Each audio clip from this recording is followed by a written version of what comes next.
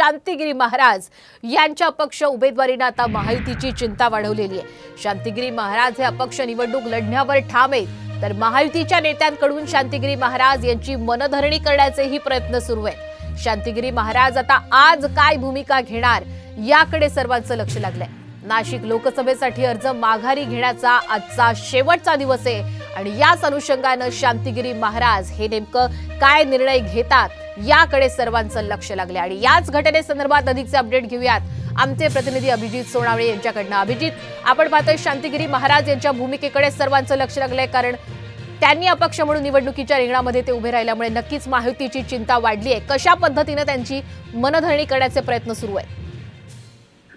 खरं आहे, नाशिक लोकसभा मतदारसंघात हिंदू मतांचं विभाजन टाळण्यासाठी महायुतीच्या नेत्यांकडून शांतिगिरी महाराजांची मनधरणी करण्याचे प्रयत्न सुरू आहेत। अगदी मागच्या आठवड्यात देखील स्वतः गिरीश महाजन यांनी शांतिगिरी महाराजांची भेट घेऊन त्यांनी उमेदवारी जी आहे ती आपली माघार घ्यावी आणि महायुतीला आशीर्वाद द्यावेत अशा पद्धतीची विनंती केलेली होती। मात्र शांतिगिरी महाराज निवडणूक लढवण्यावर ठाम आहेत आणि कुठल्याही परिस्थितीमध्ये अपक्ष का होईना निवडणूक लढवायची असं भक्त मंडळाने ठरवल्याचं शांतिगिरी महाराजांचं म्हणणं आहे। आणि त्यामुळे अजून देखील खरं तर महायुतीच्या नेत्यांकडून शांतिगिरी महाराजांची मनधरणी करण्याचे प्रयत्न सुरू असल्याचं आपल्याला पाहायला मिळतंय। गिरीश महाजन असतील, दादा भुसे असतील असे नेते शांतिगिरी महाराजांची मनधरणी करण्याचे प्रयत्न करतात। कारण नाशिकचा लोकसभेचा जर आपण विचार केला तर हिंदू मतांचं जे विभाजन आहे ते टाळण्याचा प्रयत्न महायुतीकडून केला जातोय। मात्र शांतिगिरी महाराज निवडणूक लढवण्यावर ठाम आहेत आणि आज दुपारी 3 वाजेपर्यंत नाशिक लोकसभेसाठी अर्ज माघारी घेण्याची मुदत आहे। त्यामुळे आता